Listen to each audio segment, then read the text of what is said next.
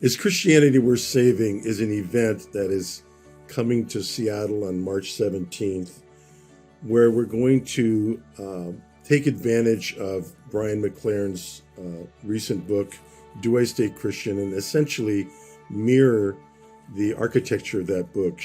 And in that book, Brian essentially breaks it down into no, yes, and now what. And this event will be set up in a very similar way.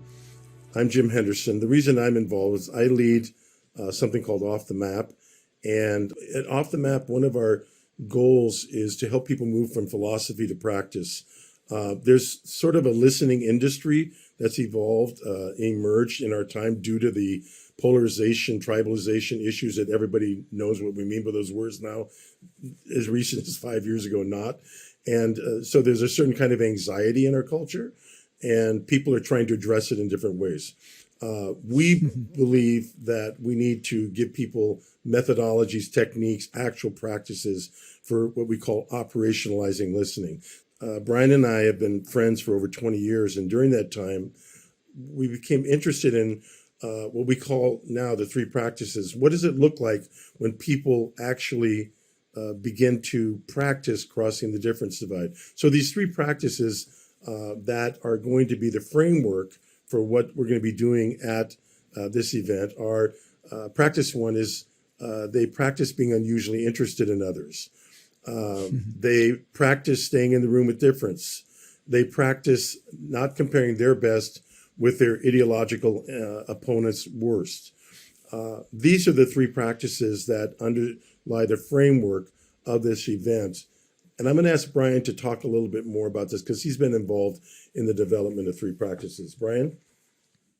Well, first, thanks so much, Jim. It is always a pleasure to get to work with you. And I'm so happy to get to be with Derek McNeil and with the Seattle School. I don't get to spend much time in Seattle in recent years, but I used to be there quite a bit because I was on the board of the very early days of the Seattle School. So it'll be great to be with you. And Jim, something I love about these events that you put together is exactly that we create a place for respectful difference, where we can speak with both kindness and candor. And where differences don't become an occasion for gotcha questions where I can humiliate my opponent. But we have an opportunity for, as you say, uncommon curiosity about each other. And what I think so many people experience is that when we become genuinely curious about another person, and we, as a friend of mine says, we listen one another into free speech. It feels like holy ground. It feels like holy ground, especially in today's world where people make billions of dollars and spend billions of dollars to divide us and to get us to join their party or tribe or denomination or constituency. And I especially feel it's important because we are at this juncture in our country's history where we are either going to double down on our old segregations or we're going to decisively cross that difference divide. And we're going to start to build relationships that should have been built so long ago, but so often aren't. And when you think about our racial divisions, our political divisions, our gender divisions, our religious, theological, doctrinal, ritualistic divisions, regional divisions are a really big deal. And so when we address this question, is Christianity worth saving? A tender and deep question. We're not going to be looking for everybody to agree. We're hoping that people are going to have different perspectives, and we're going to each bring our own spin and our own understanding and our own background to those questions. And not only will the folks who come be listening to this happen among different people on the stage, but we will be involving everybody to the degree they're willing to participate in this process too. And sometimes we find things out about ourselves when we are in those rare environments where we're not being judged and attacked and critiqued and put into an in-group or an out-group.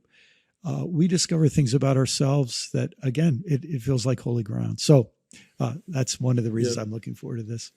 Derek, I'd be curious to know, since you and Brian haven't worked together, but you inherited an institution that's influenced by him.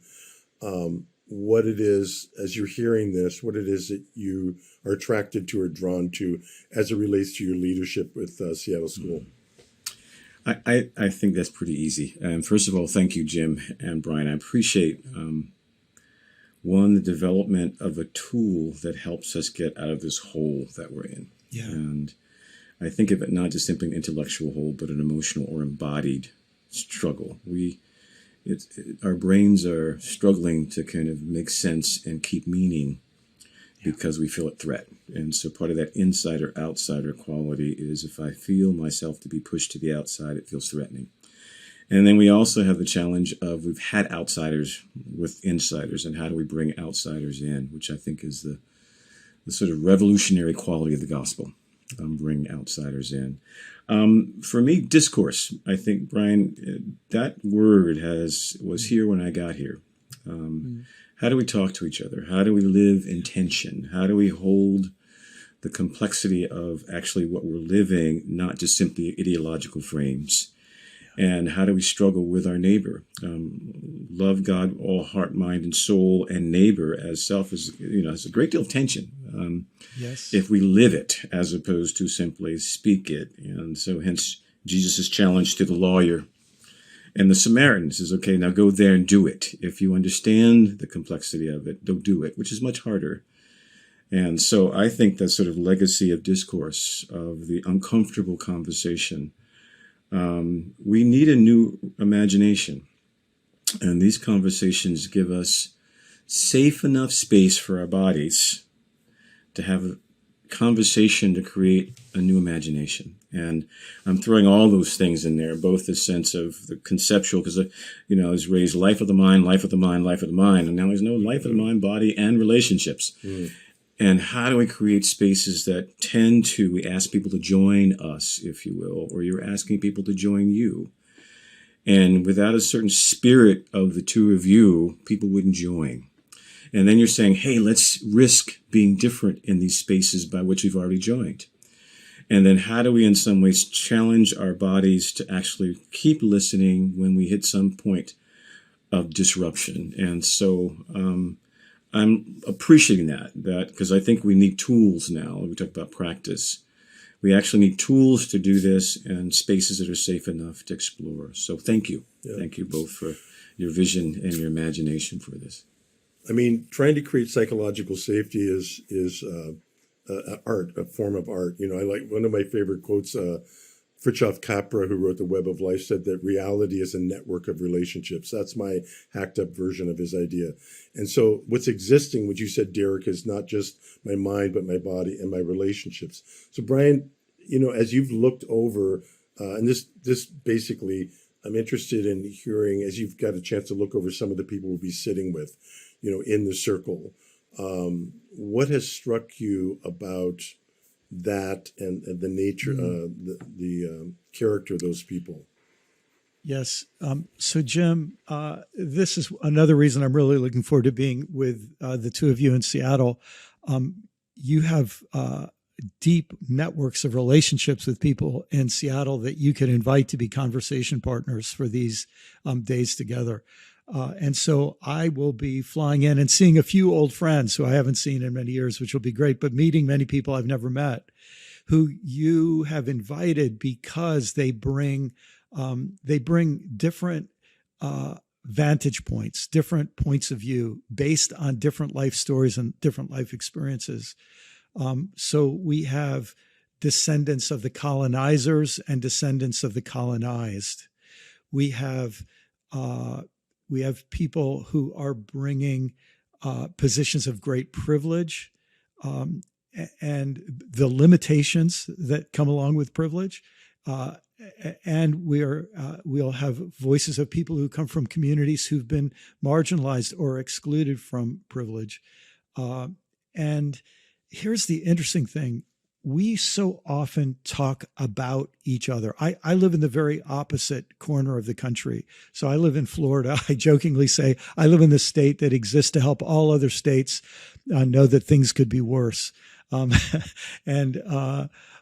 in my country right now, in my state right now, there is this growing sense that anybody who takes difference seriously has a 4-letter word associated with them, and that's the word woke.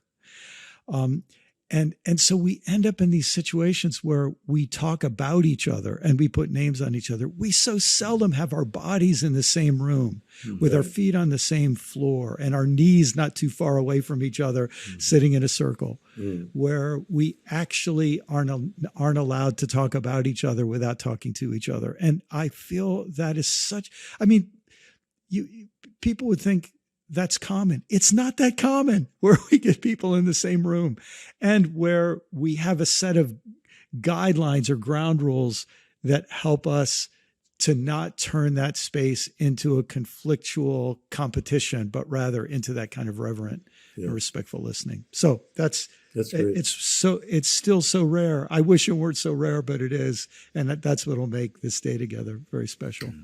Well, hopefully this is a stimulus. Again, I think you have to have an imagination for it.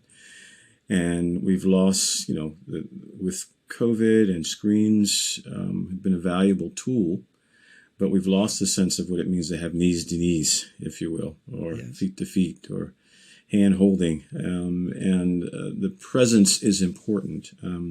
One for, Jim, what you said, the sort of co-regulation, the sort of, I need your body to calm mine down.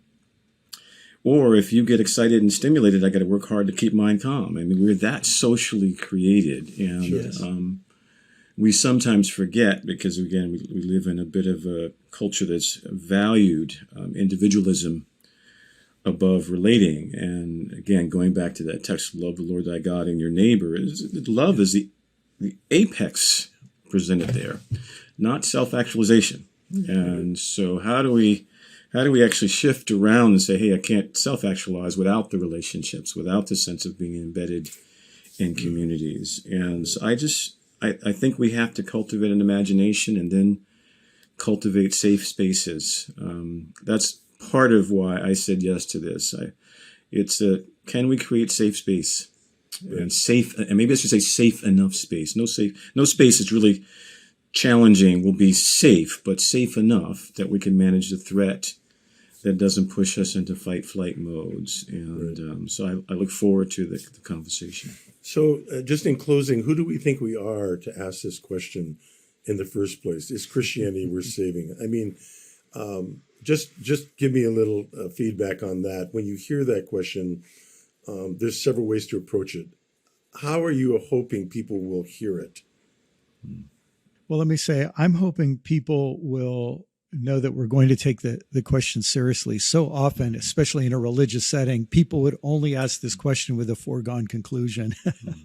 And when I wrote this book, Do I Stay Christian?, I ended up being on an awful lot of podcasts and Zoom calls and interviews, as well as some speaking engagements about it. And it's funny how after you write a book, you finally figure out what you were trying to say and in all of those conversations. And one of the things I wish had been a sentence in the book is this, that I don't think anyone should say yes to Christianity without also saying no. And I don't think anyone should just say no without also trying to discern the things that are worth saying yes to. And I hope that kind of thing will come out. The mixture between yes and no that each of us has to negotiate. Looking back on our history, looking on what Christianity represents in today's world. Beautiful. Yeah, I appreciate, Brian, that sort of tension. That tension still lives within us. And it is no before yes at this moment. And the question is, what parts of the acculturation within us? Because I don't assume I have Christianity in a pure form. I have to assume it comes culturally mediated and shaped, and certain things are privileged and certain things are ignored. And so in the communion of us, it has to be, no, I can't keep what I came with. And then what do I discover when I'm here, and what do I take back that I had no knowledge of? And so there's a sense of the necessity of change, and some of that change being thrust upon us. But I was raised in a very white Christian world. I've been a Christian since I was a kid. And so all the frames I have to recognize it. And white, I don't mean that as a descriptor of skin color. I mean that as a statement of cultural values. Yeah. And so, for instance, get a degree, education and stand on your own 2 feet, all those sort of very material oriented, very individually oriented, all those sort of twists of the culture are internalized, whether you're a person of color or not. You don't have to be white to internalize this sort of whiteness. Yeah. And so how do we together say, hey, is that the best way? Is that even textual? So there's something that has to die, even for us to pick up new life in that and that means living with a certain tension before what emerges for us to in some ways embrace something anew. So I certainly appreciate the sort of no, yes, now what quality of your book and your thinking. I think that's where we are. We'll have to let go, and that's painful. We should not make that, oh yeah, let's do a slight adjustment. I think we're going to have to see Jesus in a different light and through each other's eyes. So if you've been lucky enough to catch a glimpse of this short little interview, you've gotten a taste of what's going to happen in the at the event in the 3 practice circles. This is simply a sample of the spirit of that, the tone of that, the way it'll be approached. You've gotten a framework for what to expect in terms of the fairness of approaching the question. I'm just so delighted that my good friend Brian McLaren has agreed to make the trek across the country to be here. We're going to actually be in Portland the day before, and also for Derek McNeil for the Seattle School to agree to be a co-sponsor along with St. Mark's Cathedral in Seattle. So if you would like to get more information, it'll be available on this. But I thank both of you for your genuineness. I love, Derek, when you talk about Jesus. I love when Brian says things like, there's a sentence I wish I'd put in the book. No, you never hear authors say that. So it's so delightful to have people like you be part of this. So thank you both very much for doing this, and we look forward to working together next week in Seattle. Thank you, Jim. Thank you, Brian. Thank you. Looking forward to it.